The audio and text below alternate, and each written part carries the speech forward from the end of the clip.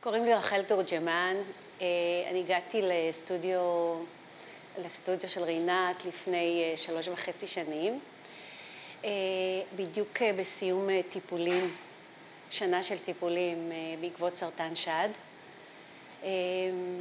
בעצם שמתי לי למטרה שאני הולכת לשקם את הגוף שלי, כי הייתי במצב גופני ירוד מאוד, כאובה, גם מנטלית וגם פיזית.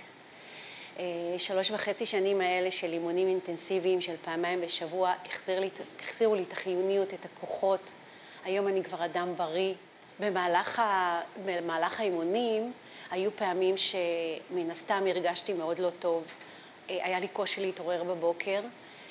יצרתי קשר עם המדריכות, עם המדריכה של רינת, והייתה הענות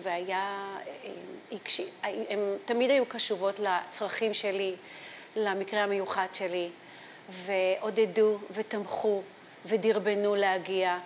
וזה תהליך ארוך ולא פשוט, אבל למקום שהגעתי היום אני זוקפת לזכות הצוות הנפלא פה והתמיכה והאכפתיות.